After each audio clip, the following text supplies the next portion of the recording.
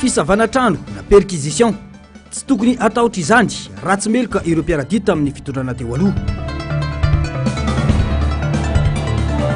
Fitantanana ny raha-raha-mpanjakana sy fanendrena tompona andraikitra ambony aoka izay nikitrano trano.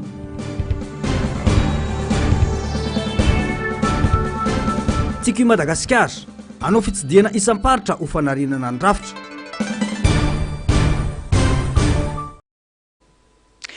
Manatitra ny fiarabana tompoky lasy sy tompoky vavy tonga soa ato anatin'ny fotoanan'ny fampahalalam-baovao eto amin'ny fahitalavitra MBS. Manasa mampanajana izay anaraka ny vaovao atra amin'ny farany. Fiainana-toko sy ny pejiny politika no isataratsika ny fampahalalam-baovao mila firenena valona sy mendrika ny vahoaka malagasy. Hoy ny filoha Marc Ravalomanana nandritra ny fiainana izay notanterahana tetsy amin'ny QGBLR ny sabotsy lasa teo. Mionamana amin'izany antokotiky Madagasikara izay manamafy ny fanarenana ao anatin'ny antoko sy ny fanovandravitra mba hisiny ny tanjona goavana eto amin'ny firenena dia ny fanomezana vaovao tsara sy mateona ho an'ny vahoaka malagasy amin'ny fitantanana ny firenena ny antsipriana izay. Manohana izao fitondrana izao ny etiko i Madagasikara voadingana voalohany izay no vita mbola betsaka ny asa miandry ny tsirairay mbola tsy ao ampelantanana ny fahefana fa miomana ho amin'izany ny antoko tima manomboka eto hoy ny filoha Ravalomanana marika tsy mibody toerana ny tim fa miomana kosa ny aka fahefana feno amin'ny fomba ara-dalàna ka izay no antony izao fiainana androany izao hoy ny fanazavana. Ny mahasoan'ny vahoaka trandry no lara-pameana amin'ny politika mpampandrosoana ataon'ny antoko hoy hatrany ny filoha Ravalomanana. Mbola tsy ampelanantsika marina ny fahefana fa afaka fotsiny ireo tsika fanakejana mazava aminareo misy tsy mifankahazo izy fa tonga dia heverina hoe fa aty fahefana dia zao atao raha nanatona ny président transition aho ny refondation dia ndesaka zay sisy rehefa tsy namenareo toerana ho ministra ary izay hoy aho aminazy zay tsy dongy fa zao fotsiny zavatra didavinay mba avereno hiverina ihasy tiako satria zay ny fanarahana hatramin'ny voalohany. Afaka manampy be da be anareo io ho amin'ny vahoaka malagasy ary anampy an'io fa dia matahotra nareo dia hitatsika efa hatramin'izao aloha mbola tsy vita lizy mbola tsisy zavatra mbola misy taratasy any amin'le DGI io mbola andrasana. Omaly dia nisy ny fiainana teo amin'ny filoha Ravalomanana sy ny iraky ny vondrona afrikanina tonga eto Madagasikara. Fotoana izay nanamafisan'ny filoha Ravalomanana tamin'ireo iraka manokana ireo fa tsy nisy fanonganam-panjakana teto fa fitakiana fanovana nataon'ny vahoaka raha ny nambarany. Dia hoy izy zay tsy nalala ny zava-nisy marina taty fa tatarao dia nataon'ny fanandrifitao ihany koa fiainana niaraka tamin'ny ancien président Hery Rajaonarimampianina tonga eto tanindrazana izy dia tafaona tao izay sisy dia ndorangatsika anao taratasy ilazana hoe reo tapiny zatranitranga dia tsy mandany andro dia nanao fanambarany zay nantsoratra vetivety teo nilaza hoe izay dia manamarina fa tsy coup d'état zany zatranitranga teto Madagasikara fa raha coup d'état izy matsy dia le maramila tonga any amin'le palais ohatra nataony tamin'ny 2009 dia manao izay angalana ny fahefana fa ty tsy zay fa izy tery amin'ny arabe tery 13 mai no niantso nilaza hoe apio zay ry kapisaty na ry maramila fa reto gendarme reto tsy mahay mipetraka izay na tonga le resaka dia tsy coup d'état fanamarinana zay faharoa matoa ny ACC nanaiky hoe atao izay amindana ny fahefana amin'ny ambaratongany raha natao ny famindana ny fahefana dia miala satria lasa le anankiray dia rehefa lasa iny tokony misolo azy ny président ny Sénat le président Sénat koa nefany mbola vao temporaire dia voatery hoe aloha dia hoe amenandray ny gouvernement mbola tsisy gouvernement nitsangana afa tsisy telo lay ihany ministre ny sécurité dia ministre ny gendarmerie secrétaire d'état ny gendarmerie ary ny premier ministre dia tsy nety fiteniko araka zay tena foy izy dia zay natonga azy dia nifanazavy zay ina hoa natongavanareo ty fa tso hiala le sanction nareo zay mbola tsy nametraka sanction fa mbola nampiantona fotsiny dia mihinsy manantena aho fa iona amin'ny président izy androany na rapitsona amin'ny latsinainy satria zay ny iona voalohany dia verina sanction fa tena zava-doza raha ohatra izy ka mametraka ny sanction zany hoe sanction n'union africaine zany dia tapaka daholo ny fampatsiana rehetra na européanna na américanna na africanna tsisy dia mino aho fa zay zavatra misy zay zany tsara mpahafantaranareo. Anarana firenena isika hoy ny filora valomanana. Firenena tena vanona no ajoro ho an'ny vahoaka malagasy.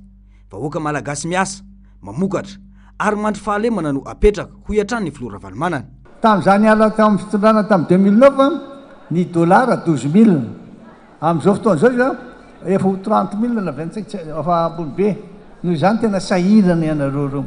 Natao frais natao crédit raha tsy misy. Noho izany anarana zany tsy mora raha toe-karena. Azoko tsara mahazo anareo. Ny tena loza amin'izao fotoana izao dia zao hoe tady tsy ary-pery ianareo. Mahareta kely fotsiny sisa. Fa raha mbola misy foana amin'ny farany ho azotsika dia tafitsika. Mino nareo. Misy fotoana daholo ny zavatra rehetra. Za tsy manao zavatra kototo. Tsy misehoseho raha misy ny teny tany fa hoe mifanaraka eriseria miresaka ary ambadika ery mino nareo fa tsy hamadika mivoaka malagasy mihitsy raha mbola zako ny za. Dia ataontsika daholo zay ampandeha io mino nareo fa zavatra nataoko haiko mamerina an'io vetivety mino zay. Nandritra ity fotoana ity moa no nanolorana tamin'ny fomba ofisialy ny mpandrindra nasionaly ny antokotima vaovao Razafindrano Williamson izay ny solotoerany ny mpandrindra nasionaly teo aloha izay nodimandry ny volana Aogositra lasa teo ary nisy iray minitra fanginana ho fahatsiarovana azy. Niditra amin'ny fiainana politika vaovao arak'izany ny antokotima manomboka eto satria isy ihany koa ny fametrahana mpandrindra rezionaly raha ny fanazavana hatrany. Fataoriny ny fanomezana toromarika izay nataon'ny filomarika Ravalomanana ny farany herinandro teo indry dia miroso avy hatrany ny fidinana ifotony ataony antoko tiako i Madagasikara ka isan'ny misitraka izany ny ao amin'ny faritra atsimo andrefana amin'izao fotoana izao izay ataony iraka manokana avy amin'ny bureau politika. Tanjona ny fameloma maso ny antoko sy ho fitsiriana ny olana eny ifotony ka ahafahana manatsara sy manamafy ny rafitra politika ataony antoko eo anatria ny zava-misy iainany vahoaka malagasy amin'izao fotoana izao raha ny fanazavana sary sy ndratsary ny tahiriny aina. Tsy niandrela fa avy hatrany dia raikitra ny fidinana ifotony ataony tiako i Madagasikara ho fanarenana sy fanamafisana andrafitra ao anatin'ny antoko amin'izao fotoana izao. Andraikitra lehibe no miandry ny mpikatoka tsirairay afaka rotaona. Tsy vita ny tandrametaka arak'izany ny fandrafetana sy ny fanavaozana ny programa mpampandrosoana mba hifanaraka amin'ny filan'ny vahoaka malagasy amin'izao vanim-potoana iainan'izao. Fa mila mahafantatra ny tena fototry ny olana ary izany no asa goavana ho an'ny antoko amin'izao fotoana. Ny ao tamin'ny iraka manokany antoko tiako i Madagasikara dia ny sekretera jeneraly faharoa ny antoko tim Mamra Benirina ireo mpikatroka tim atao amin'ny faritra atsimo andrefana omaly. Ny fanome toromarika, ny fampizara vaovao fa eo indrindra ny fijerena paikady mba amahana ny olam-bahoaka ao anatin'ity faritra ity ka mba ampifanarana izany amin'ny politika mpampandrosoana apetraky ny antoko tim. Zao fatongavana ity zao dia mampiseho fa tsy manadino antsika ny filora Ravalomanana fa rehefa misy solotenan'ny bureau national tonga eto dia tonga mamangy atsika ka manentana an'ireo mpikambana rehetra any amin'ny fokotany ny fokotim ny comtim ny distim amonjo ny fivoriana zay iarahany rehetra manatanteraka zay hoeninareo tsy hoela eto fa tsy maintsy tonga any aminareo zay zay ka mevy maro lahy. Amambolana maro izao no nanomanana izao etsika izao tafiditra indrindra anatin'ny fameloma maso ny antoko sy ny fikasana amin'ny fanovana rafitra eo anivon'ny antoko. Mazava ny tanjona nisy ny fampandrosoana ny firenena amin'ny alalan'ny politika izay apetraky ny antoko tim tahaka ny tamin'ny fotoana nitondran'ny filora Ravalomanana ny firenena nanomboka ny taona 2004 ka hatramin'ny taona 2024 hoy ny fanamafisana. Fanohizana ny fameloma maso ifotony manerana Madagasikara ny resaka ary efa nomanina roa volana lasa zay fa mifanojo indrindra amin'ny zava-misy eto amin'ny firenena zay nitranga tao anatin'ny ray volana farany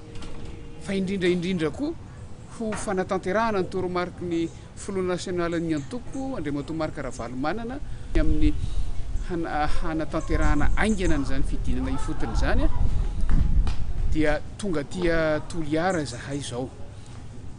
amin'ny mpikambana anivon'ny bureau politika nasionaly mijery sy manomana ny fomba natanterahana an'izany famelomana maso ny antoko aty anivon'ny faritra atsimo andrefana izany ary miaona amin'ireo tompona andraikitra isaky ny commune sy ny distrika zay tratrantso eto anivon'ny faritra atsimo andrefana aloha mijery hoe inona ny zava-misy nanahoana ny atoko taoriana zay fifidianana farany zay satria tany amin'ireny fiatrehana fifidianana rehetra farany reny no azo lazaina hoe nisy etsika niombonana farany nanahoana ny atoko indrindraindrindra taorian'ny zava-nisy teto amin'ny firenena tato amin'ny ray volana farany ny fiovana amin'ny fitantanana amin'ny firenena hatraiza ny fiomanan'ny mpikambana amin'ny atoko hiatrehana zany fanovana sady eo anivon'ny firenena no ilaina eo anivon'ny antoko izany fa indrindraindrindra ahafahana manomana any fikaonandoam-pirenena izay kasaina ho tanterahana satria ny atoko politika amin'ny mahatoko politika azy dia manana anjara andraikitra ngeza be amin'ny fitondrana ny hevitra izay anjara briky eo amin'izany fanangonana ny hevitra hitantanana ny firenena amin'ny ho avy zany raha ny fantatra dia iteto ireo faritra ny filompanorona ny antoko dimy Marc Ravalomanana isantatra izany raha ny fandaharam-potoana efa voatondro dia ny any amin'ny faritra aloatra any Ambatondrazaka amin'ny farany ity herinandro ity. Tontolon'ny fiatrena izay fifidianana izay indrindra dia lafiny zavatra maro no mila alamina mialoha ny irosona amin'ny fifidianana eto amin'ny firenena hoy ny firaisamonim-pirenena tamin'ity androany ity sehatra iray lehibe afaka ahafahana anova ny fanovana ny fikoanandoam-pirenena hoy ny fanamafisana misintona ny sainy maro ihany koa izy ireo mba ho rafitra iray no tokony ikarakara ny ralina na ny fanavozana isan-taona ny lisy-pifidianana raha tokony ijanona hompanaramaso kosa ny seni raha ny fanazavana atrany atato bavao ny andro miaratiana eo amin'ny sary sindratsary ny Mathieu Princy. Tafiditra ho isan'ireo fitakinana atao teny Akianja ny fanadiovana ny androm-panjakana sy ny rafim-panjakana samihafa eto amin'ny firenena isan'ireo rafitra misahana ny fifidianana mialoha ny idirana sirisoana amin'ny fifidianana eto amin'ny firenena mila vahana ny mahakasika ireo pitsopitsony samihafa kanefa zava-dehibe indrindra mialoha ny irisoana amin'izany dia ny lalàna ho ny firaisamonim-pirenena. Zany hoe ny lalàna lalam-panorenana ataontsika zay aloha zany ny tokony andeha voalohany indrindra ao anatin'izay vita zay dia zay vao miditra amin'izay hoe ohatra ny ahoana ny lalàna amin'ny fifidianana ao anatin'iny satria ao anatin'iny no ahafahana mamaritra hoe itentsika hoe andao mba ho fikisena mandray ohatra fotsiny hoe andao fikisena mihitsy zany fifidianana filoham-pirenena zany amin'ny daty anankiray dia ao anaty lalam-panorenana no tokony hamoaka an'izay mba tsy isin'le hoe mitotona anatin'ny andro aviorana sy andro fahavaratra dia mahazo tombony ataontsika hoe ny mpitondra fanjakana ao anatin'iny fa aorianan'izay zany zay vao miroso amin'le ambaratonga mpifidianana misy ary zay moa ny anisan'ny antso nataony rehetra hoe andao fidiana mihitsy ny hatrany amin'ny fokotany aloha raha ohatra ka zay ve ny mety ve zay ve ny lalana mety afatsika mety hitondra anatin'ny fivana fidinany any amin'ny fokotany miakatra amin'ny ben'ny tanàna miroso any amin'ny lehiben'ny député zany na solombavam-bahoaka miroso raha ohatra ka hoe misy ny ataontsika hoe ny fifidianana filohan'ny faritra ihany ny lazantsika anazy na lehiben'ny faritra ny lazana anazy dia mety misy ankoa ny hoe zay vao filoham-pirenena zay ve sehatra iray lehibe afaka anaovana ny fanovana ny fikoanandoam-pirenena ho ny fanamafisana mampirisika ny tompon'andraikitra amin'ny fikarakarana ny firaisamonim-pirenena irosomaika ao anatin'izany manoloana ny fiazaka zany itoedraram-pirenena ankehitriny. dia zay ny anaovana antso hoe ho antsika rehetra zay atao hoe mety ho fanandrify amin'izay mikarakara ny tena mandrindra n'izay anaovana antso hoe ahafahantsika mandrindra hoe ahoana ny fomba ahafahana mitondra anazy atao hoe maika ihany satria miazakazaka ny toetra raha arak'ilay voalazako teo hoe nandray zao tsika mahita an'iren'le hoe tranga miseho amin'ilay fanalana ny président fokotany fanalana ny ben'ny tanàna eny amin'ilay toerana reny dia raha tsika mahita hoe mitaky an'ilay fanaovana le olo-pirenena dia lasa izy manao an'ilay hoe fanehoana izay ataontsika nefa mivoana ao anatin'le lalàna zay ao anatin'iny manana zo izy ahafahan'izay manao n'le fanehoana n'le fitakiana fa tokony anaraka n'le arak'le hoe inavy ny fipetrana alana raha ohatra ka te anala n'le président fokotany ianao zany ao anatin'iny inavy ny tokony fipetralana raha ohatra ka anala n'le ben'ny tanàna ianao anatin'iny amin'ny alala manomboka ny 1 desambra ho avy izao ny fanavozana ny lisy-pifidianana manerana ny Madagasikara voalaza ny andiny ny 7 ambin'ny 10 amby 2 arivo tsipika oatra valo ny fanatanteran'izany isan-taona fanoratana ny anaran'ireo feno 12 taona no mihoatra nefa tsy ao anaty lisitra, fanoratana ny anaran'ireo vao nifindra-monina eo anivon'ny fokotany ary famafana ny anaran'ireo efa nifindra-monina na efa nodimandry ao anaty lisitra. Ireo no atao mandritra ny RAL na ny révision annuelle des listes électorales. Rafitra iray no tokony hikarakara izany ny firaisamonim-pirenena raha tokony hijanona ho mpanara-maso fotsiny ny CENI. Na izany na tsy izany, tokony jerena mialoha ny fanatanterahana io fanavozana isan-taona izay ho atao io, manoloana ny mety sy ny fanovana tampoka kanefa anaovana fandaniana samihafa. Mila arindra tsara zay zany mba hahafahana tsy hoe manatanteraka ny RAL tsika dia rehefa avy eo misy fandaniana ao anatin'ina tsy raisina indray le lista fa hoe io lista io dia efa tsy izy tsonitsony io lista io ao anatin'io fa andao misy ainga vaovao tsika ao anatin'io satria raha avy aty amin'ny firaisamonim-pirenena dia mangataka mihitsy zay hoe alao mba misy rafitra manokana ny mikarakara zany listam-pifidianana zany raisina mihitsy zany dia ny anjaran'ny CENI zany na ohatra ka mipetraka ny CENI dia ny CENI manara-maso fotsiny reto misy olona tsy tafiditra anatin'io amin'izay zany manana n'ilay ataontsika hoe mba hahafahana mampiditra n'le olona rehetrarehetra ohatra mandray hoe ny instat manao anazy mandray ohatra zany dia izy manao n'le fanisana eny amin'le toerana dia ny anjaran'ny CENI zany zay olona tsy tafiditra dia manao réclamation dia mampiditra hoe reto olona reto jerena fa amin'izao le fotoan'izao moa zany dia hoe ny CENI sady mikarakara ny fifidianana no izy manamboatra n'le RAL zany hoe lasa manana n'le toerana juge et partie zany izy ao anatin'io. Raha ho an'ny fifidianana filoham-pirenena manokana, efa nanamafy ny teo anivon'ny HCC tamin'ny alalan'ny didy fa tsy ho vita ao anatin'ny 10 andro. Azo atao eo mba ny fanaraha-maso ny fitsaranavy momba ny lalam-panorenana ny fanemorana ny fifidianana filohan'ny Repoblika araka ny fanapahana larana 13 tsipika HCC para D3 tamin'ny 9 Novambra lasa teo, ny amin'ny fangataham-panazavana ny 14 amin'ny fanapahana larana 10 tsipika HCC para D3 tamin'ny 14 Oktobra. Izany dia noho ny fanambaran'ny HCC ihany tamin'ny fanapahana laharana 10 tsipika HCC D3 fatahorin'ny fizahana ny fahabangattoeran'ny filohan'ny Repoblika ao anatin'ny fepitaona 30 andro farafahakeliny ary 90 andro farafahaelany ny fifidianana filoham-pirenena araka ny andininy fa 6 sy fa 7 amin'ny lalam-panorenana. Lafim-baovao afa-tanteraka kosa nampahafantatra tamin'ny fomba ofisialy androany ireo mpiasa eo anivon'ny orinasa Jirama fa iroso amin'ny fitokonana fahobe izy ireo manomboka rampitso. Ity fanapahan-kevitra ity dia vokatry ny tsy fitovian-kevitra lalina eo amin'ireo mpiasa sy ny mpitantana izay nilazan'izy ireo fa efa tsy zaka intsony ny tsirariny sy ny fepetra vaovao ampiarina eo anivon'ny orinasa. Ny antsipriany izay. Fitakina roa lehibe no fototry ny etsika ireo mpiasa eo anivon'ny orinasa Jirama. Eo ny fialan'ny Italia Generaly Ron Wes izay everin'izy ireo fa tompona andraikitra amin'ny fikorontana ny fidantanana sy ny olana arabola manjo ny orinasa amin'izao fotoana izao. Eo ihany koa ny fandravana ny sata vaovao navoaka ny fitondrana teo aloha satria manitsakitsaka ny zony mpiasa sy manala baraka ny fahamarinan'ny toerana arakasan'izy ireo. Tsy vao androany no nitaraina ireo mpiasan'ny Jirama satria efa nandefa taratasy ofisialy sy fitarainana maromaro tamin'ny ministera sy ny fitondrana izy ireo. Saingy tsy nahazo valiny mazava ka dia tapaka tamin'ny fivorimbena tao androany fa tsy maintsy iroso amin'ny etsika fitokonana fahobe izy ireo.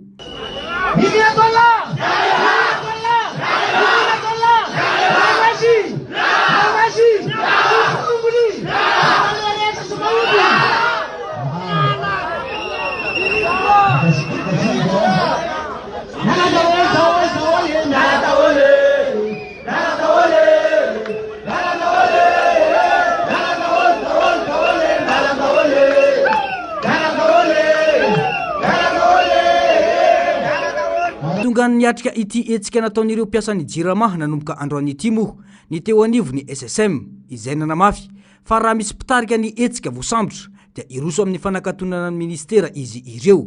Mila valiny ny fitakin'ireo mpiasa raha ny fanamafisana. Rampitso grève générale manerana Madagasikara.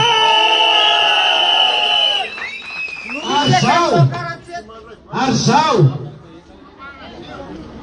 tsy misy intsony ny fampirarana ao aorianan'ny androany. Tsy misy mandray baiko intsony itsika amin'ny mpitantana rehetra. Tsy miverina miasa intsony tsika raha mbola eo ranona raha tsy rava ny statut vaovao.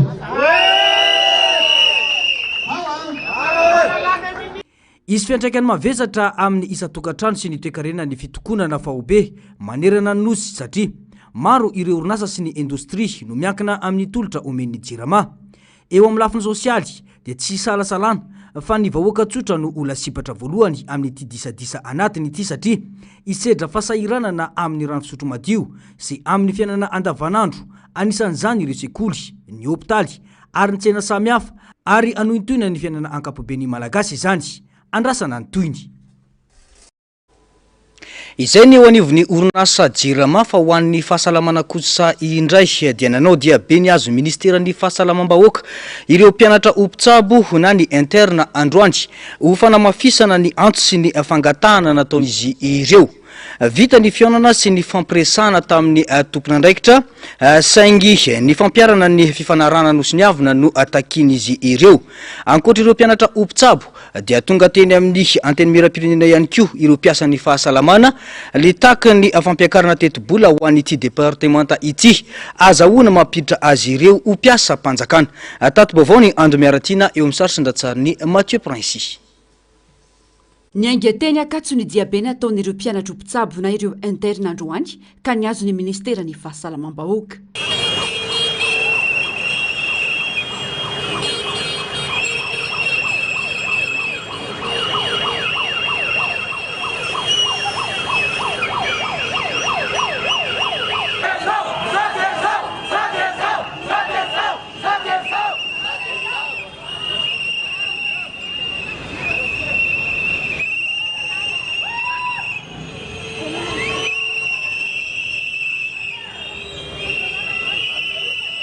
Efa vita ny fifampiresana sy ny fionana nataon'izy ireo tamin'ny tompon'andraikitra ka ny ampiarana ny fandraisana andraikitra amin'ny alalan'ny fifanarana no antondin'izy ireo tetỳ amin'ny ministera. Efa ela ny vahoaka malagasy no mitaraina mahakasika ny fitsaboana. Tsy misitraka ary tsampanay zany tsy misitraka fitsaboana sahaza azy ny vahoaka malagasy. Ary zay ny antony hetsika zay ataonay fanamafisanay ny fitakiana zay ataony vahoaka malagasy fitondrahanay etỳ anivon'ny ministera hoe reto ny vahaolana mila vahaina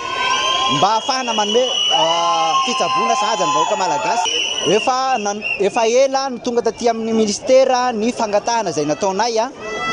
efa nijerevany zareo ary efa niresaka tamin'ny zareo zay fa mbola tsisy vahaolana ka zay vahaolana zay no andrasanay eto amin'ny ministera dia ny hamahana anaovana ilay protocole d'accord ahafahana manatsara ny fitsaboana ho an'ny vahoaka malagasy. Fa ny zavatra angatahanay androany dia ilay protocole zany hoe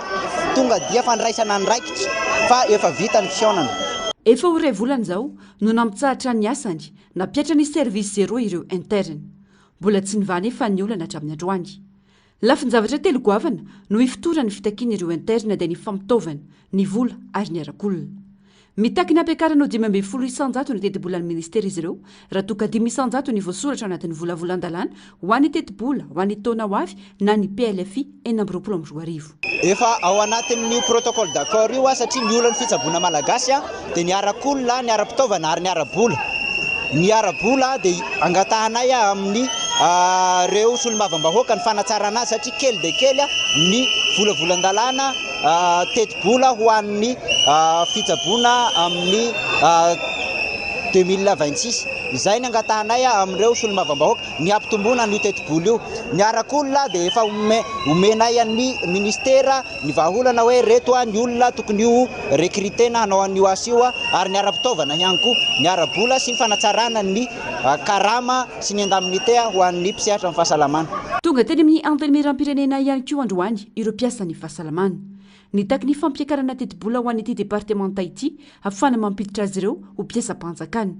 Mitombo isan-taona mantsy ireo tsy anasy eo amin'ny sehatry ny fitsaboana raha ny fanamafisana. Ho an'ny paramedy fotsiny efa mananika ny 5,4 alina izy ireo. Misy an'ireo olona tsy anasa reo vampidiro ao anatin'izay tetibola mpanjakana zay. Eo ihany koa zareo personnel administratif misy ny atao hoe CDS ny isan-karazany efa ny servira nandritry ny taona maro mba hiangaviana ihany koa ny ampiakarana an'izay poste budgetaire zay nomezana asa an'ireo tsy anasa reo. Iverenana iresahana ihany makasika ny mpiasa-mpanjakana satria efa nahita sorabola nivoaka ihany zay tany hoany makasika ny hoe homena indemnité de cré 150 000 ariary ny mpampianatra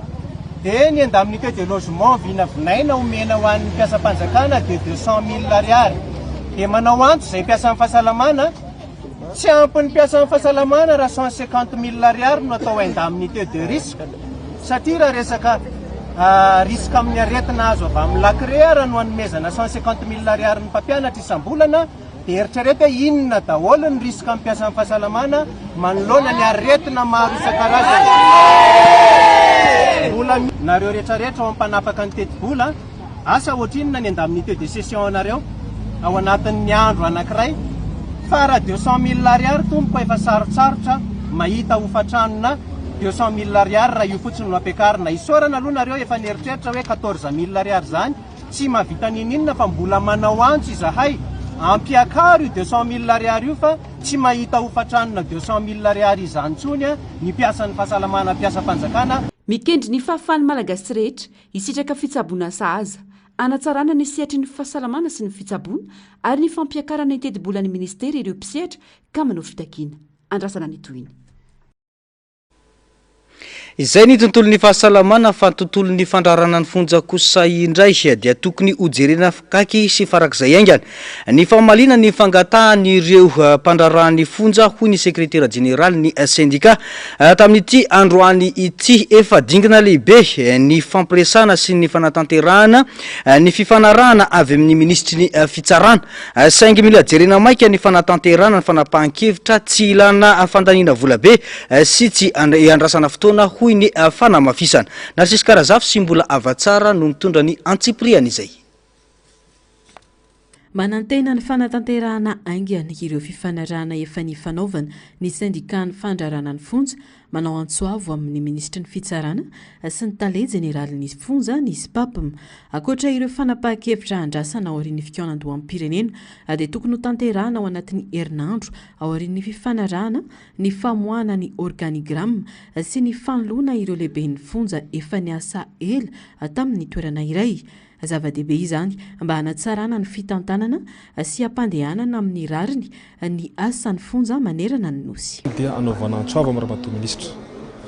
sy andriamatoa tale jeneraly fandrarana fonja ho fanatanterahana izany commission ihany efa afaka anaovana ny fanoloana na famindrana ny ireo lehibe ny fonja manerana ny nosy mety hoe tokotokony roviana zany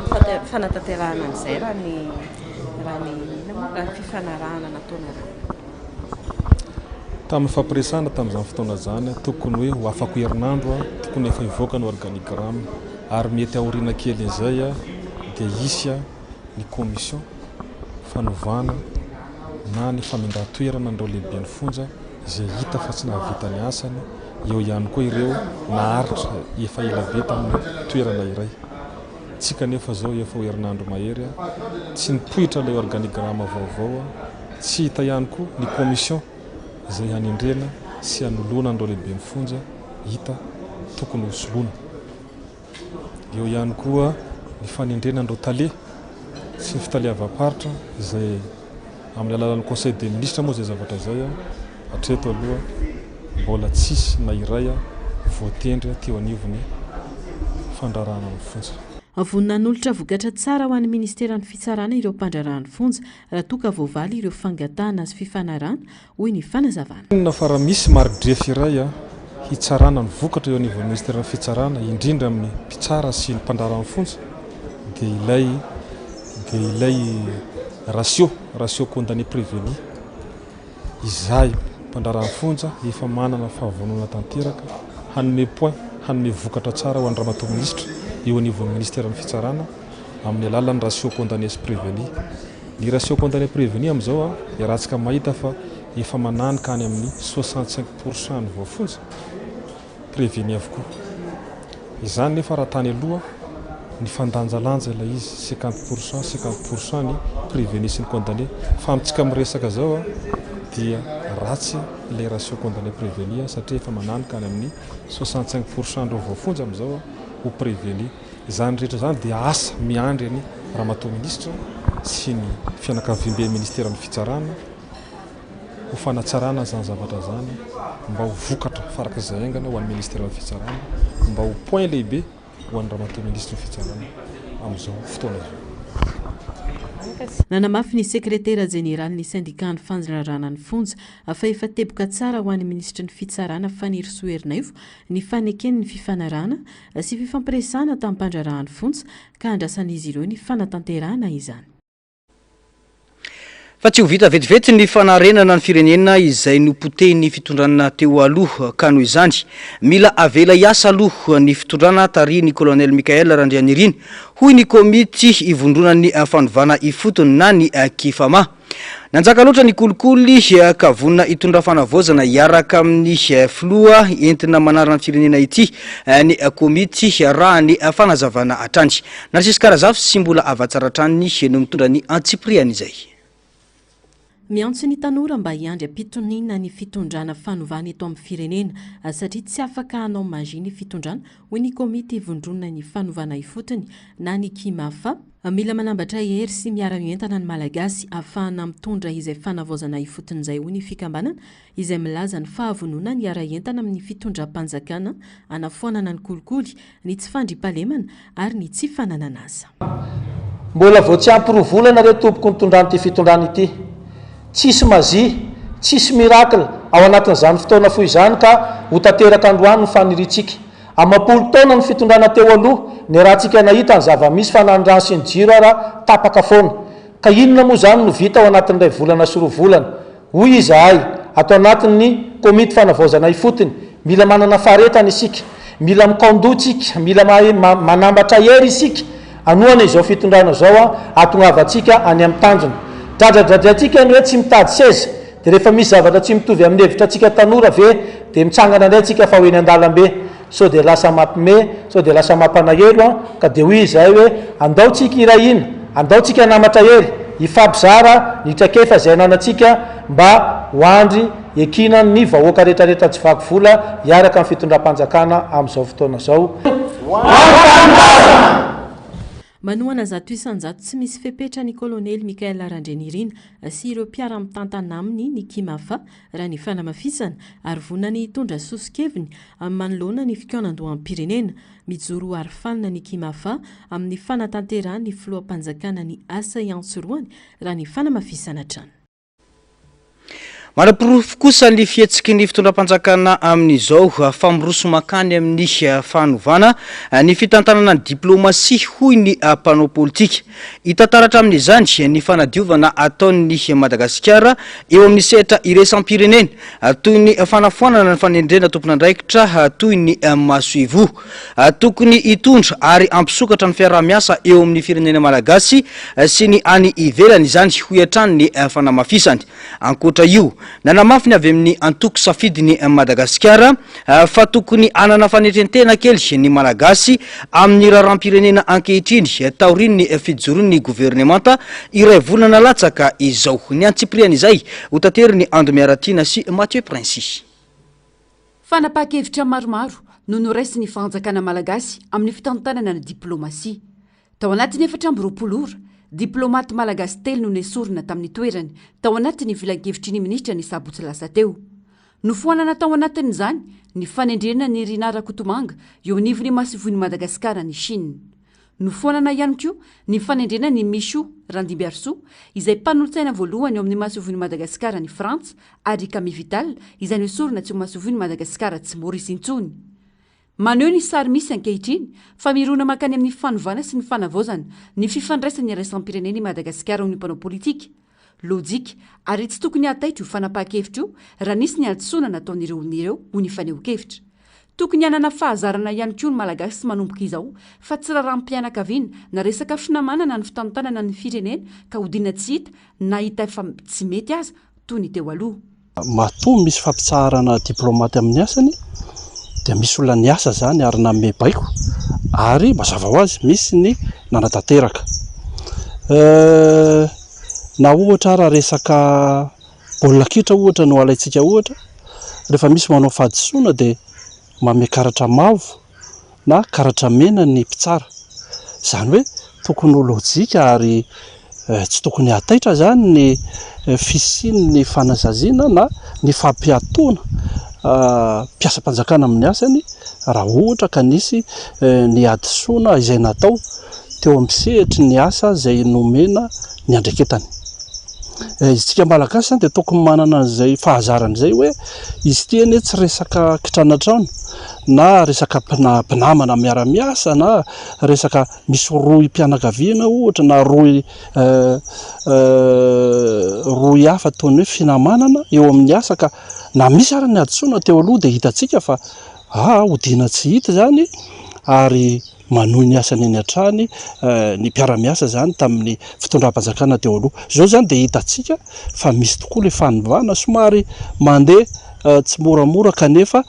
tsapa ary azo tsapaitanana ihany kosa aloha tao anatin'ny ray volana monja ny ezaka ataon'ny fitondram-panjakana vaovao. Antenenaraka izany fa hitondra ary ampisokatra ny fiara-miasa eo amin'ny firenena malagasy ny any ivelany ny fanapa-kevitra toy izao. Zavatra irina aloha zany de fiara-miasa avy aty anatiny sy ny avy any ivelany.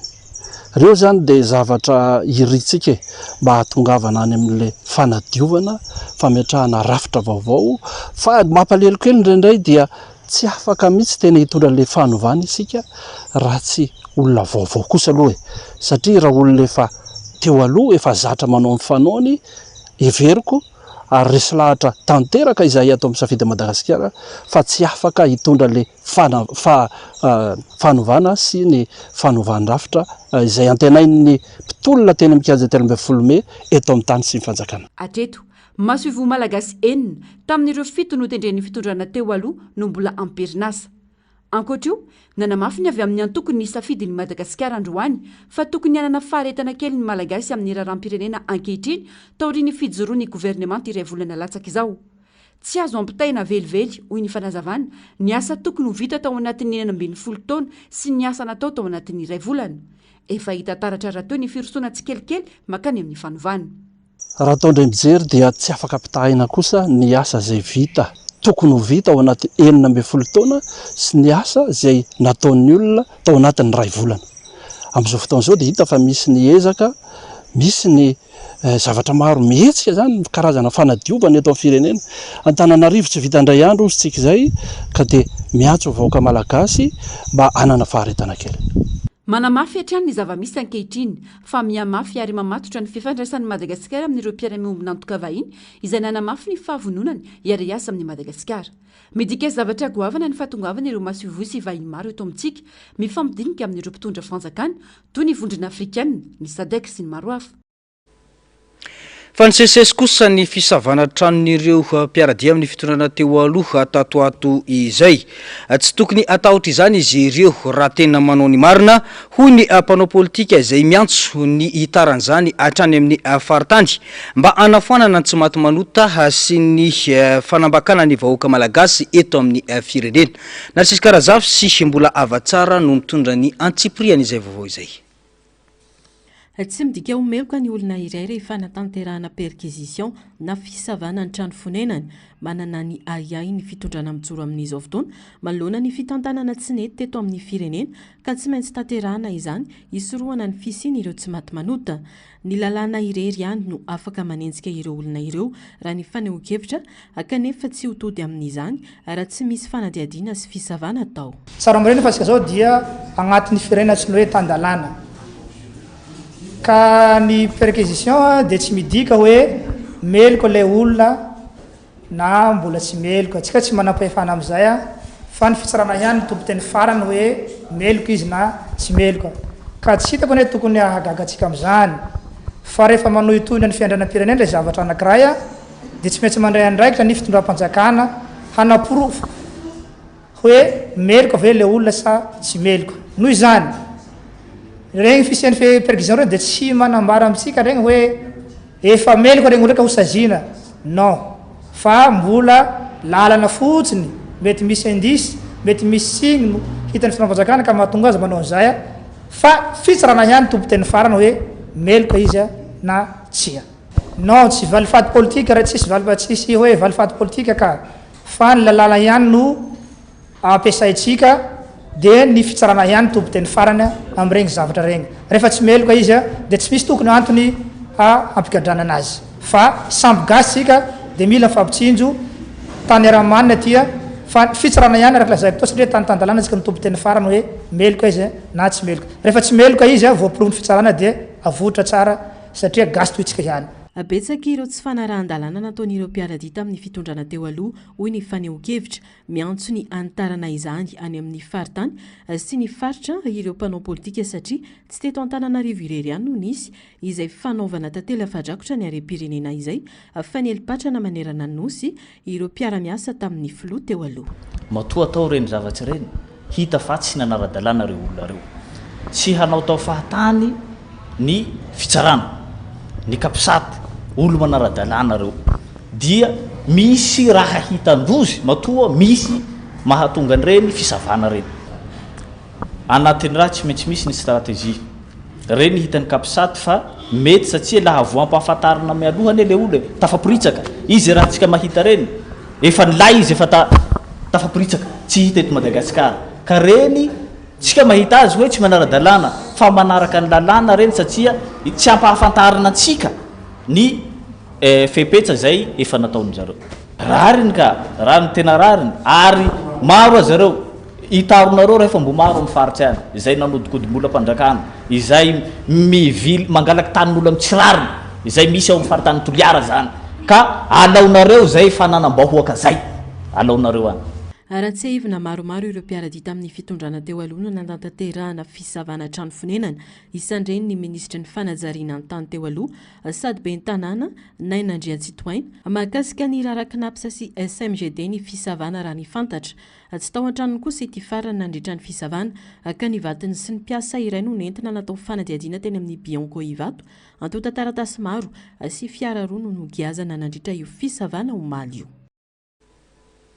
fa rariny raha mitaky ny fialan'ireo ben'ny tanàna ireo vahoaka amina komina sasantsasany sy manerana nosy satria izay no ny fanarahana teny Ankianja namarany Branco nantenaina fa noho ny tsy fanatanterahana ny fikonan-doam-pirenena no antony mampiteraka izao savorovoro izao ankilany nambarany solombavam-bahoaka ny distrika n'Antananarivo Antanimora Atsimo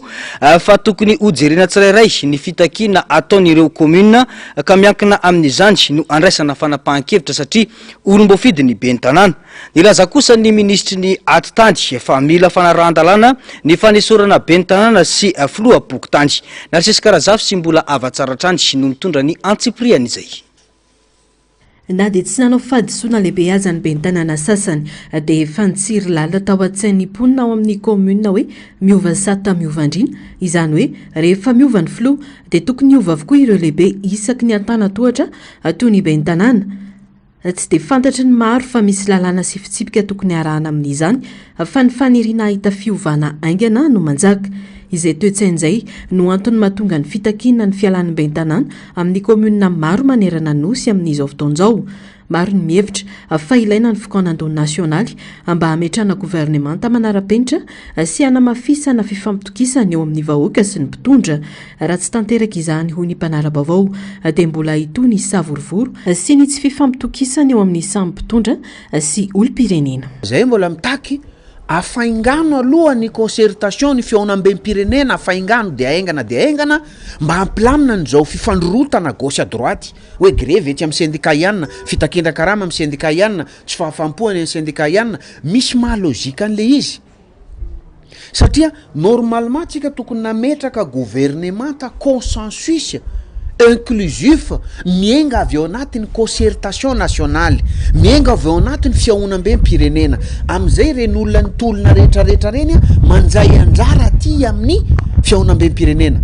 na ny syndicat izany na ny mpiasa fonctionnaire izany na ny olona mpamboly izany na ny mpanjono izany na ny mpanao asa tanana izany raha fa malagasy manana ny traikefa eto amin'ny tanindra zany mivory mena invitation tsy ahelikilika manantona an'io concertation nationale io mandray anjara amin'io fiaonam-ben'ny-pirenena io dia ao daholo no anolorany zareo ny sosokevitra izay hitany tsirairay hampilamina sy hampandroso ny faritra misy azy eto Madagasikara olom-boafidy mahoaka ny ben'ny tanàna saingy matetika ireo manodidina azy no tsy manara-dalàna amin'ny fitantanana miteraka ayay eo amin'ny vahoaka izany ka manetsika ny antso hanaovana fanovana eny anivon'ny fitondrana komuna na izany aza raha miroso amin'ny fanesorana ben'ny tanàna iray ny fanjakana dia tsy maintsy mitaky izany ihany koa ny komuna hafa ka mety hiteraka savorovory vaovao noho izany ilaina ny fandiniana kaparka ireo komuna tena ahitana olana ara-pitantanana fa tsy raisina kabeny fotsiny fanovana no voizina zay fanovana zay a ireo ben'ny tanàna reo olona voafidim-bahoaka reo fa tsy hoe olona napetraka fotsiny ohatrany amin'izao fotoana zao ny chef fokotany dia olona tendrena fa ny ben'ny tanàna dia olona mboafidy fandraindray anefa tsy menatsiny vahoaka satria misy ny mivaona reny tsy ny ben'ny tanàna no tena mivaona fa ny mpiara-miasa amin'ny ben'ny tanàna matetika zao any aminay tamin'ny commune Andalatanosy ohatr'izay mihitsy ny mpiara-miasa amin'ny ben'ny tanàna mihitsy no nangatahany vahoaka ho esorina satria misy fihoaram-pefy amin'le fitondrana ny tanàna dia nanapa-kevitra izahay nanolo ny lefitra roa sy ny secrétaire général dia nilamina amin'ny vahoaka tiako tenenina raha ohatra ka miroso amin'ny fanalana ben'ny tanàna anankiray fotsiny sika dia lasa tsy maintsy hanala ny ben'ny tanàna rehetra eto Madagasikara nefa vao tsy ampiray taona ny nahalany izy ireo donc mbola misy zavatra andrasan'ny vahoaka amin'ireo matoa lany dia ny fangatahako sy ny fomba fijeriko dia hoe aveleo reo hiasa raha ohatra kosa misy mpiara-miasa amin'ilay ben'ny tanàna tsy mety amin'ny vahoaka na manararao-pahefana solony zany satria tsy lanin'ny vahoaka io tsy izy no fidim-bahoaka fa le ben'ny tanàna dia tokony ho anova staff raha ohatra ka tsy mety amin'ny vahoaka raha tsy ahivina efa maro ireo komuna no nahitana fitakiana fanesorana ben'ny tanàna ary ny akamaroan'ireo dia ben'ny tanàna mpiaradia amin'ny fitondrana teo aloha ben'ny tanàna tsy lany tamin'ny fahamarinana satria ny akamaroany dia noterena mivantana na ankolaka olanina na napetraka ny terisetra isan'izany ny komuna Antananarivo renivohitra Anosato Andrefana Andoharany Fotsy Ambalavao Apangabe Manjakandriana ary androany dia niroso tamin'izany ihany koa i Ampahitrosy androany moa dia nilaza ny ministry ny ady tany fa ilana fanarahan-dalàna ny fanendrena sy fanalana tompona andraikitra amin'ny toerany manoloana ireo hetsika fanesorana ben'ny tanàna sy filopoko tany raha ny fantatra dia isy ny fikaonandoha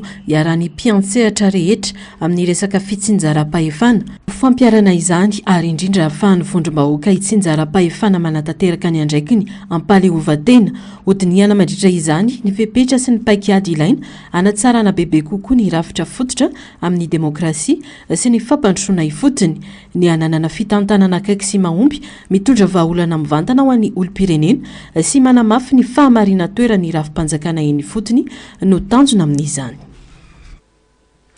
manodidina izay indrindra dia nanao hetsika fidinana andalambe ho fanairana ireo mponina atao amin'ny komina Soavina Atsimon-drano ho an'ny omaly nanaitra ny fiadidinan'ny tanàna andray andraikitra ny vahoaka satria maro lafy ny olana sedrain'izy ireo raha ny fanazavana tsy lavorary ny fiainan'ny mponina raha misy vahiny mahazo tombony manokana ao antoerana ho iatrany ireo vahoaka ireo ny Antsipriam-baovao eo amin'ny sasiny ratsary ny aro-tanjona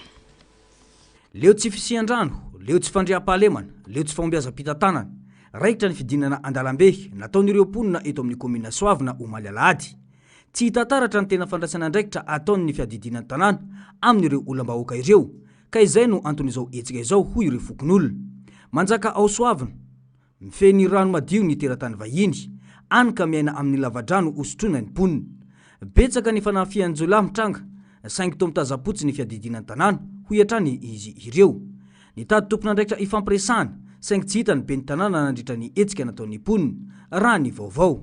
voalohany resaka rano tokony hiakatra fa gidzain'ny karana fotsiny ao amin'ny cité tokony hiakatra nandritra valambe fotoana tonangamera zay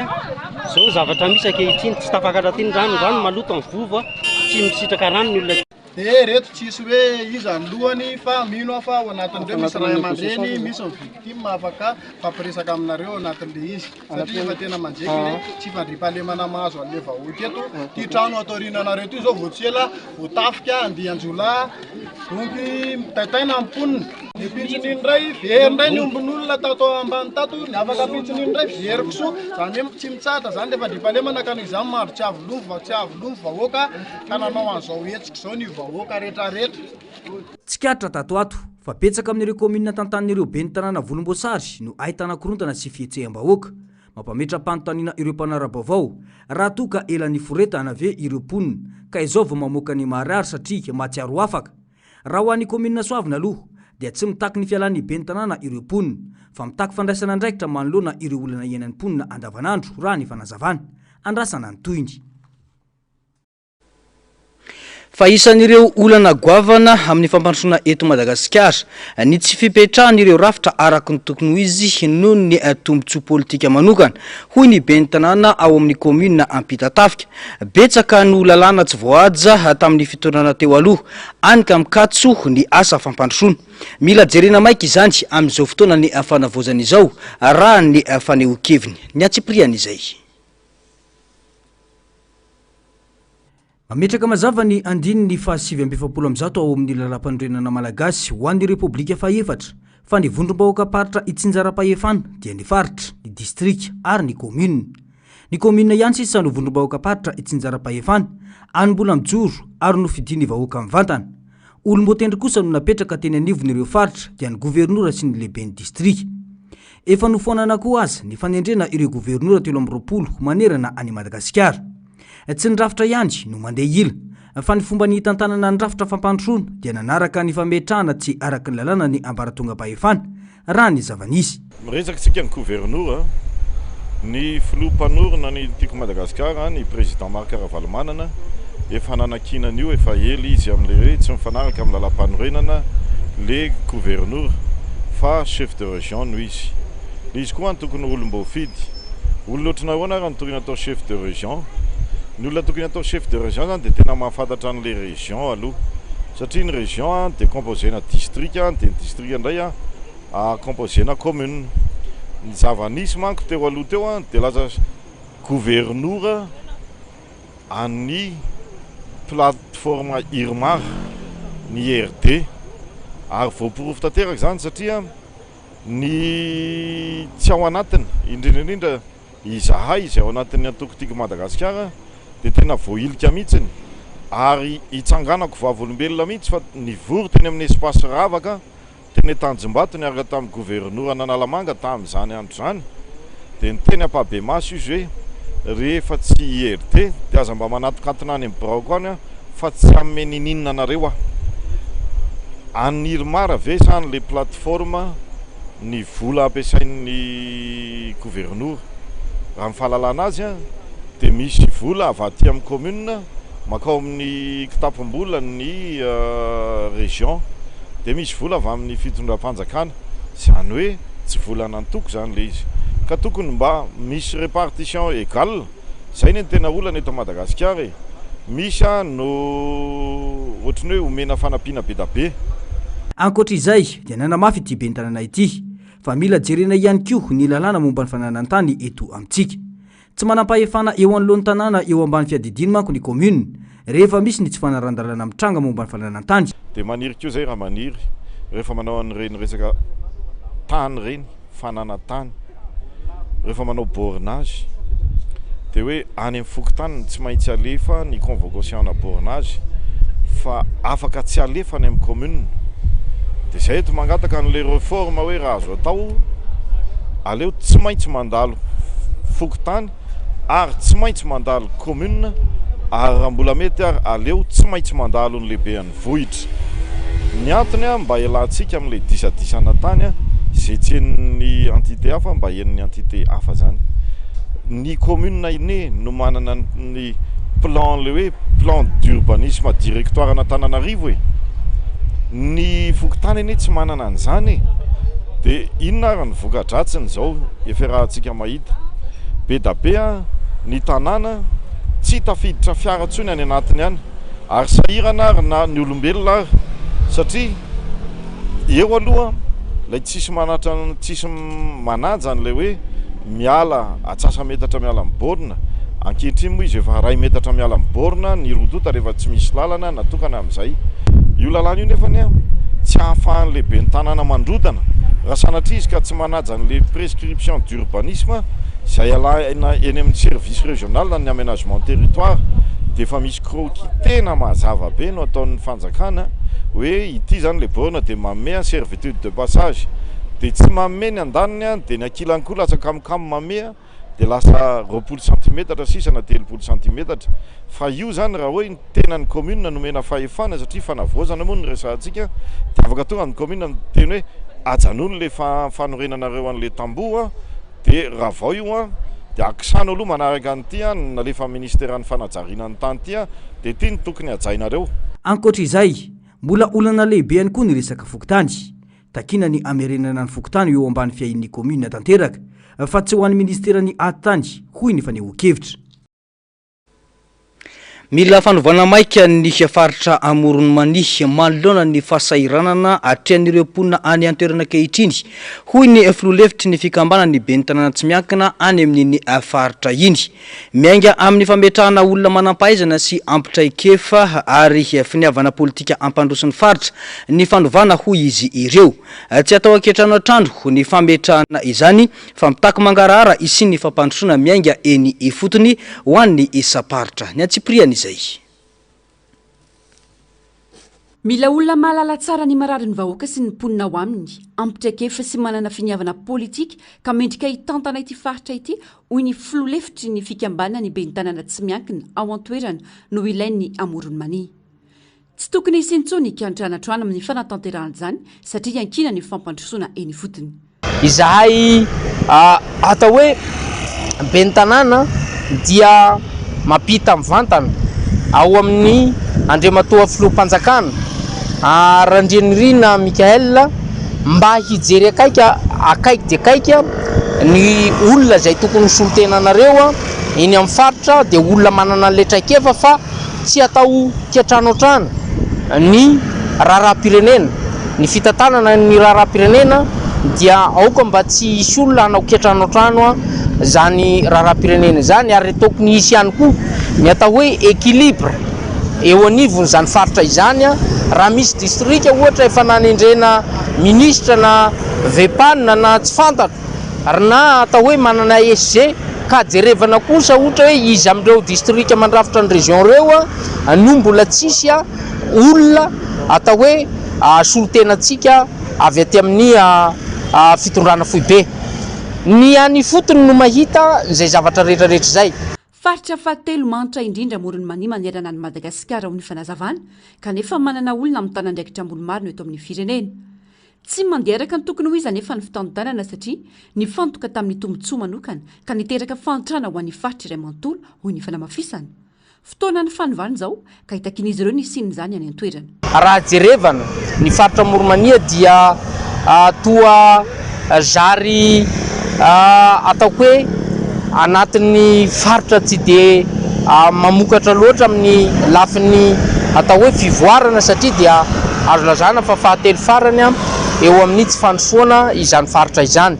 Ka manoloana an'io nefa misy olona olomanga maro mivoaka avy amin'izany toerana izany na par district zay mandrafitra ny région mihitsy azy dia misy olomanga daholo nefa toa zary tsy hatambokatra zany rehetrarehetra izany. Tantsano mandrafitra ny fiarahamonina ao Amorony Many. Tsisy fampandrosoana any an-toerana raha tsy omendanja ireo tantsaha ahafahan'izy ireo mamokatra ho an'ny tenany sy ho an'ny faritra misy azy.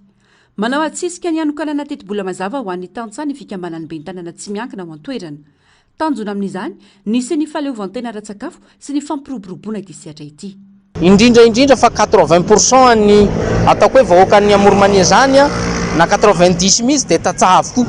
Ilaina zany ny olona afaka hanampy bebe koa ho an'ireo tantsaha ireo hamokatra mba hahafahana miala amin'ny tsy fanjarian-tsakafo ho an'izany faritra izany mba haleo tena ara-tsakafo fa tsy hanafatra. Ary izay moa dia ampitaina ho an'ny filoha-mpanjakana iray manontolo aoka tena mba atao teti-bola mazava tsara ny ho an'ny tantsaha fa ny tantsaha to dia tsy mahalala n'izany fanampiana avy amin'ny fanjakana foibe izany fa milanjangady izy ny maraina dia matory ny hariva tsy mahalala n'izany mihitsy ka izay no hijerevana manoka andro fiovana zao atao betsaka ny budget ho an'ireo tantsaha ireo. Raha tsy haivina tsy misy intsony ny gouvernoura mitantana ny isam-paritra araka ny fanapa-kevitra no raisy ny filan-kevitry ny ministra ny 7 oktobra lasa teo. Manafoana ny fanendrena ireo gouvernoura 13 manerana ny Madagasikara. Fanapa-kevitra izay mitombina tanteraka saingy mitaky fepetra sy andraikitra maro amin'ny fametrahan'olona solo azy ireo raha ny faneho-kevitra samihafa. izay ny vaovao avy any amin'ny faritra Amorony Manifa ho an'ny distrika n'Antanimora Sud kosa indray dia manjaka ny tsy fandriam-pahalemana ao amin'ity distrika ity amin'izao fotoana izao. Ankoatran'ny fanampiana aratafika nalefa any an-toerana dia miantso ny anomezana angidimby ihany koa ny solombavam-bahoaka ahafahana mifehy ireo dahalo izay manjakazaka tanteraka ao amin'ny distrika n'Antanimora Sud ao anatin'ny faritra Androity raha ny fanazavana. Narcisy Karazafy sy mbola avatsara no mitondra ny antsipriany izay. Komunina sasantsasany ao anatin'ny distrika n'Antanimora Sud faritra Androy efa nisy ny antso natao ary namaly izany avy hatrany ny ministra telo misana ny fandriampahalemana raha ny fanazavana. Angatahana kosa nefa ny andefasana angidimby ifehezana ity distrika ity mba azahoana manara-maso ireo komunina tena faritra mena hoy ny solombavam-bahoaka avy any an-toerana. Ny angatahanay ny helikoptera, mila helikoptera zany apetraka eo Ampamata mba ahafahana mandrindra an'izay fandriampahalemana zay satria ireo dahalo ireo dia mahery vaika ary tena mahasaky manatrika vavambasy fa tsy fantatra moa ny antony mahatonga an'zareo mahasaky an'izany fa tena tsy mihemotra mihitsy fa tena manatrika. Izay ny mahatonga azy hoe ilaina ny helikoptera mba ahafahana mifanometanana miaraka amin'ireo mpitandro filaminan'ireo zany mahakasika an'izay asan-dalo zay. Isaorana ary antenaina isy vokatra avy hatrany izay hetsika nataony fanjakana foibe zay.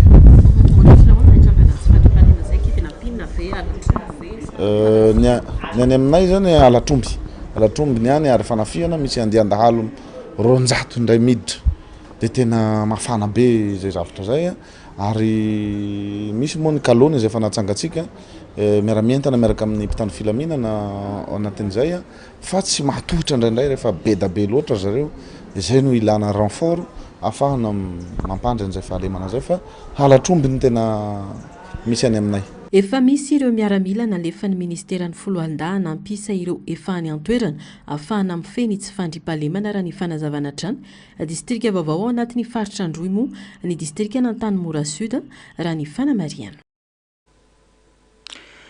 Lafim-baovao ahafatanteraka kosa indray nanatitra taratasy teny amin'ny ministeran'ny fitsarana teny Faravohitra ireo fianakavian'ireo niarambohina vokatry ny tifitra nataon'ny mpiambina ny tranony ray aman-dren'ny Andrajoelina teny Andranoro Antehiroka ny 20 septambra lasa teo. Nangataka ny isiny fanadiadiana ary mitaky ny rariny tamin'ny fahafatesan'ireo olona manodidina ny efatra sy naratra ny kanampitondra takaitra hatramin'ny androandro ireo fianakaviana. Tokony izaka zavatra nataony ireo nafaty olona teny Andranoro hoy ny fianakavian'ny ekena izay namoy ny ainy ny herinandro lasa teo ny antsipriany izay hoentiny Andro Miaratina sy Mathieu Prince amintsika. Mitaky ny rariny ka tonga teny amin'ny ministeran'ny fitsarana androany ireo fianakavian'ireo niarambony vokatra ny tifitra teny amin'ny trano ray aman-dren'ny Andro Rajoelina teny Andranoro ny 20 septambra lasa teo. Tokony andray ny valinasany ireo tompon'antoka nandatsaka ain'olona sy nanome baiko ny fanazavana.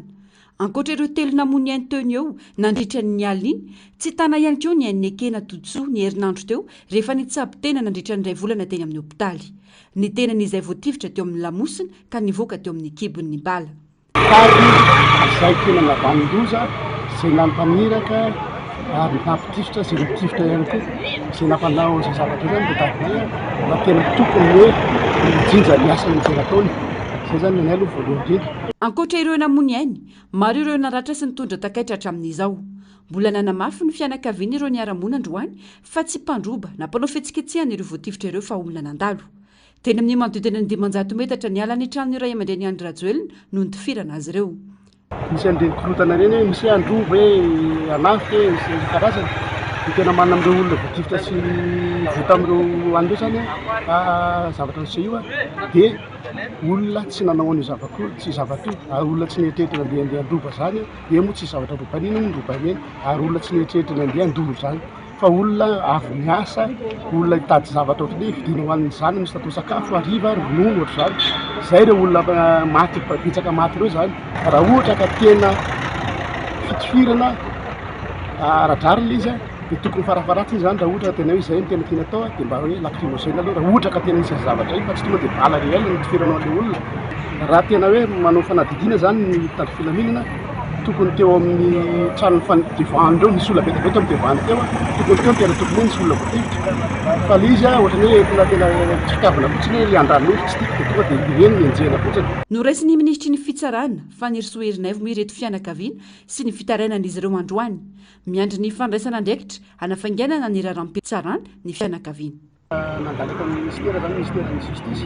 dia efa voarasana tsara zay ary takaresaka tamin'ny ministra mihitsy sorana azy bitabe zany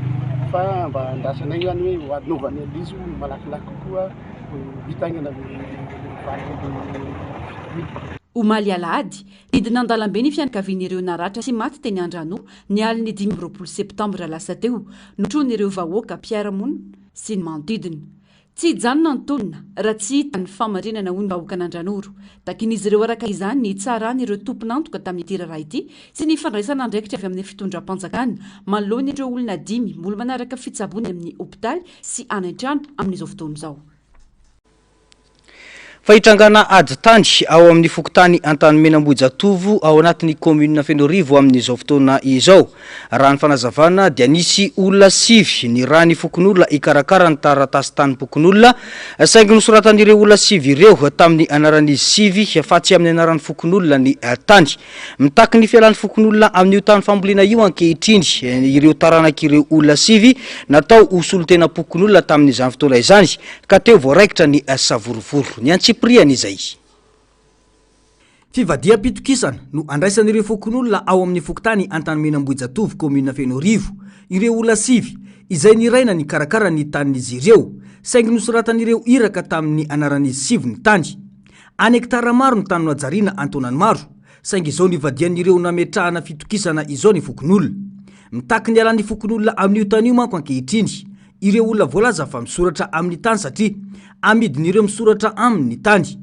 Nisy noho izany ny etsika nataon'ireo fokon'olona ireo nilazana ny zavamisy momba io tany io. Ty zavatra ty nisy ny Andohany matoa nahavita zao zavatra zay afaka namboly an'izao zavatra zao. Lazain'ireo manko fa manao ankeriny zay satria fa vita ny cassation amin'ny tany. Dia lazainy manao ankeriny indray zay. Nefa nanana solotena nitokisana mahitsy zay telo tsy nanana enina ndrefana. Dia ireo no mivadika aminay nefa vitany amin'ny tany vao miteny aminay izy mielana reo. Ko dia malahelo zay amin'izany tompoko. Dia eo nareo tompo-panjakana satria izao azo lazaina hoe mivadika fitokisana mihitsy le olona natolotr'ay ho solotenanay. Ka zay no alahelonay tompoko. Fa matoa afaka namboly teny, namboly an'ireny zavatra ireny na anao ara-dalàna arak'izay na nety fizarana izay ray aman-dreny teo aloha. Fa noho maty reo ray aman-drenyreo dia ohatrany ataony zalatsinitsiny zay fa raha onana amfitahorona atao daholo rehetrarehetra tiana ratsony tany io. Zany na tena nahita amin'ny Andohany ty tany ty mihitsy fa bararata be mihitsy ty nasorinay. Dia zareo reo zany solotena pokon'olona dia ny angatanay zany dia niverena ny tany aminay fokon'olona fa tsy ho anazy 5 satria izy ireo raha ny tena izy solotena izy.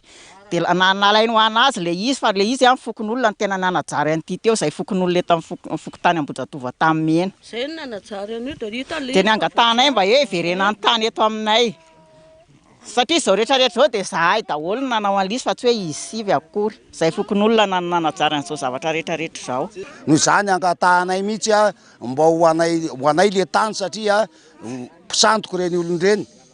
Izy najoro fokon'olona najoro ny solotena pokon'olona nefa mivadika izy nefa azo le tany. Miantso ny fiadidiany fanavozana ny Repoblika ireto fokon'olona ny amin'ny ijerena akaiky ity raharaha ity. Fa afatesana ho an'ireo fokon'olona efa nivelona antonany maro tamin'ny tany any hektara maro ny fibodona ataon'ireo taranaky ny mpamadika azy ireo hoy ny fanamafisana. Mizara roa ty tany ty. Irilany atsinanandria najarian'ny ray aman-dreny teo aloha. Dia ireo ray aman-dreny ireo rehefa nanajary satria tamin'ny-panjakana dia nanangana olona 5 isolotena any fokon'olona satria ny fokon'olona ray manontolo moa tsy afaka ny ho any amin'ny biro-panjakana. Dia naniraka an'ireo ny fokon'olona. Zavatra nampalahelo dia lasa an'ireo 5 ireo le tany. Ary tsy nanapotra taratasy izy, tsy nanapotra ninina raha tsy efa maty le olona 5 dia le zanany tatorina no milaza fa tompon'ny tany satria voafitaka ny fokon'olona teo. Voafitaka satria nosoratany 5 tamin'ny le tany. fa tsy nosoratany tamin'ny fokon'olona fa ny fokon'olona tsy nahalala fa nanajary de nanajary de namboly voasary de nanao fivelomana rehetra fa rehefa voafitaka tetsy le fokon'olona de nanangana fikambanana rasoa hoe andao aritsika ekandrefana andray anarina andry noho ny efa tatoriana nefa nagaga fa mbola lasandry zareo ihany ndraiky io ty nataony rainaka ary de mandroka anay izy amin'izao fotoana izao hoe mialy ianareo fokon'olona mialy ianareo fikambanana rasoa fa efa vitanay aminay ny tany ary zany no mampalahelo anay tao anatin'ny 7 taona mahery no najarian'ny fokon'olona ny tany raha ny fanazavana niezaka namboly voankazo sy nanao fambolena maro samihafa izy ireo satria tsy nanampo ny fivadiam-pitokisana nataon'ireo olona sevy ireo ankehitrina nefa mitaky ny anesorana ireo fokon'olona ny fambolena eo amin'ny tany ireo taranak'ireo olona sivy voalaza fa monina eto Antananarivo koa anaovan'izy ireo antsoavo amin'ny fanjakana andrasana ny toyny. Fa ny 12 oktobra lasa teo dia nitrangana aintrano Mahatsiravina tao Manambondro distrikan'ny Vangaindrano iny. Tokantrano anjato no tratry ny voina raha ny vaovao. Manao antsoavo ny amin'ny ijerena manokana ireo vahoaka ny aramboina vokatry ny aintrano nitranga tao Manambondro io ny fikambanana Barcelone City na ny ABCM izay nilaza fa tena mila fanampina ireo vahoaka ao Manambondro rehefa nahita maso ny zavanisy tany antoerany ny antsipriany izay vaovao izay. Tokantrano 570 no veritrano traboina vokatry ny aintrano tranga tao amin'ny commune Manambondro distrikany Vangaindrano ny 12 oktobra lasa teo. Tsy nisy ainana fohy saingy fahavoazana aranofo no nateraka ny loza ho an'ireo tokantrano ireo. Very ireo fananana naorina antonany maro ary miverina mamelona sy miary indray ao anatin'ny fahasahiranana vokatry izany.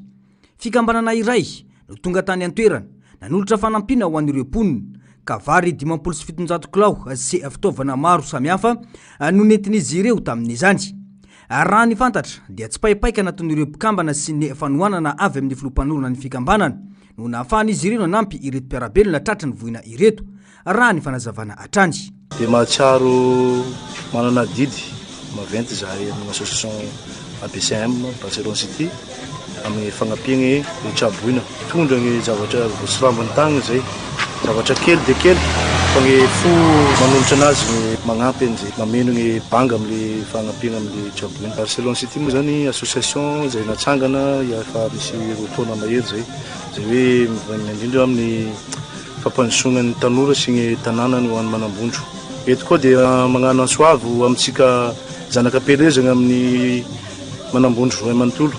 tena rebaka de rebaka avasika mila fagnampina raha misy gnazo atao de mba jery tanàgnasika fa mijaly vahoaka tratran'izao voina maventy be zao. Miaina fahasahiranana lalina ireo mponina noho ny voina niantra tamin'izy ireo tena mila fanohanana koa zava-dehibe izao fandraisana andraikitra ataony fikambanana tahaka izao satria taratry ny fihavanana tanteraka hoy ny fanamafisana. Nangataka ny amtsorana azy fa eo ampiandrasana ny fitsarana azy ny filoha frantsay teo aloha Nicolas Sarkozy. Nekeny fitsarana ny cour d'appel ao Paris zany fangatahana izany ka nivoaka androany ity filoham-pirenena frantsay teo aloha ity. Fangatahana izay napetraka tamin'ny 12 ny volana oktobra lasa teo andro voalohany izay namonjana azy ny antsipriany izay. 20 andro ny azonana Nicolas Sarkozy tany amin'ny fonja nanomboka tamin'ny 7 sasa maraina teo ny nandiniany cour d'appel Paris ny fangatahana fa mitsorana ny filoha frantsay teo aloha izay nifonjaina tao amin'ny toeram-pitsaboana ny voafonja. Io fangatahana io dia napetraky ny mpisolo vavy hatramin'ny andro voalohany namonjana azy ny 20 oktobra lasa teo. Nahazo nandray anjara fitenenana tamin'ny fotoam-pitsarana azy Nicolas Sarkozy tamin'ny alalan'ny vidéoconférence avy any am-ponja. Naneho ny fahoriana sy ny fahasahiranana iainany am-ponja ny tenany. Nilazany fa nofinofy ratsy ny fiainany amin'izao fotoana izao. Io indrindra no antony fototra nampirisika mpisolo vavy azy angataka famotsorana vonjy maika. Araka ny loharanom-baovao avy any amin'ny fonja dia any amin'ny efitra mitokana ny misy an'i Nicolas Sarkozy. Tsaraka ny nampozina fa nanohana ny fangatahany Nicolas Sarkozy ny fampanohavana ary nilaza fa tsy manelingelina ny fisotro ny rarano fa mitsorana vonjy maika azy. Nilaza izy ireo fa mbola tsy nandositra fitsarana iray azy i Sarkozy, tsy manana fianakaviana na fifaneraserana ivelan'ny Frantsa ary efa voadinika tanteraka ny porofo rehetra. Na izany aza, nampitandrina ny avocat général fa mety mbola misy fifampirarahana miafina amin'ireo mpiara voapanga amin'ny Sarkozy izay mety hanakana ny famotsorana azy tanteraka. eo ambany fiahiny fitsarana na sous contrôle judiciaire ny filoha frantsay manomboka eto. Mandrapavita amin'ny fitsarana azy izay any amin'ny volana martsa any ho any. Tsy mahazo mifandray amin'ny olona maromaro koa ny tenany toa ny Brice Hortefeux sy Claude Guéant ary ministry ny fitsarana frantsay ankehitriny Gérald Darmanin. Azo atao koa ny mametraka ny bracelet elektronika aminy na famerana fivezivezeny. Ireo fepetra ireo dia mety haharitra hatramin'ny volana martsa 2024 daty hanombohan'ny fitsarana Nicolas Sarkozy izay voaheloka noho ny raharaha famatsim-bola avy amin'ny Libia tamin'ny fampelezan-kevitra tamin'ny taona 2017. Afaka miverina any an-trano mialohan'ny misasakalina i Nicolas Sarkozy. Raha tsy ahivina dia efa voaheloka 5 taona hatramaizina ity filoha frantsay teo aloha ity tamin'ny fitsarana voalohany noho ny fandraisana anjara amin'ny fikambanan-jiolahy sy ny raharaha famatsim-bola tsy ara-dalàna. Izay ny tao Frantsa fa ao Cameroun kosa indray taorian'ny fiampanganana fa fifidianana feno osoka noho ny seho tao Cameroun teo koa ny antso ny anaovana tanàna maty mialohan'ny lanonam-pianiana ny Paul Biya dienana mafy ny tsy fangatoavan'ny falan'ny Paul Biya tamin'ny fifidianana filoham-pirenena farany teo ny candidat mpifanandrina tamin'ny Isaac Chiroma Kabary. Malme 27 ora ho an'ny fitondrana ny tenany amitsorana ireo gadra politika rehetra izay nosamborona mialohan'ny fifidianana. Taty baovao makasika izany. 3 andro tao aorian'ny lanonana nametrahana ny Paul Biya ho filoham-pirenena Camerounais nandiny fotoam-pitondrany fahavalo dia niteny tamin'ny alalana rakitsary ny mpifanandrina taminy Issa Chimora Bakary izay nanamafy fa ny tenany no filo lanim-bahoaka tamin'ny fifidianana natao tao Cameroun ny 12 oktobra lasa teo. Nanamafy ny tsy fanekeny ny fahalaniny Paul Biya ity ministra teo aloha ity no nosika ara-pifidianana nisy tany an-toerana. Ny alohan'ny fifidianana dia voalaza fa anarivony ireo nosamborin'ny fitondrana. Toe-javatra izay tsy azo ekena ary tsy azo andeferana hoy ity mpanohitra Camerounais ity. Manoloana izany ary dia nanome 27 ora ny fitondrana i Bakary mba amitsorana ireo olona rehetra nosamborina, nogadraina ary nampijaliana. Tapitra izay fepitona izay dia azo ambara fa aradrariny raha maliny vahoaka hoy ihany ity mpanao politika ity. Raha ny tarehimarika avy amin'ny firaisan'ny pirenena dia 30 rakely ireo namoyaina ary 2 tany hoany kosa ireo nosamborina ka tao ireo mpitarika anivona antoko politika, mpitarika sy tompon'andraikitra eo anivona sendika. Notsahivin'ny ministra sady mpikambana eo anivon'ny birao foiben'ny atoko RDPC izay atokon'ny fitondrana fa tafiditra tanatin'ny fitandronan'ny fandriampahalemana manoloana ireo fanimbana sy fandrobana no antony samborana ireo olona ireo. Miandry izay ho herin'ny ultimatum nomen'ny mpitarika ny mpanohatra ny fitondrana hoy hatrany ity ministra ity. Fifidianana feno osoka noho ny seho tao Cameroun hoy Bakary nanamafy fa ny tenany no tokony ho lany ho filoham-pirenena tamin'ny fifidianana farany teo kanefa noho ny antso-jay nataon'ny mpitondra dia i Paul Biya 27 taona ihany no lany hitondra ny Cameroun. Tapitra ny fampahalalam-baovaontsika tompoko lahy sy tompoko vavy mankasitraka anao nanaraka izany hatramin'ny farany. Isaona hatrany ny teknisianina sy ireo namana-panao gazety nafahana nanatontosa izao fampahalalam-baovao izao mametraka ny soavatsara veloma tompoko.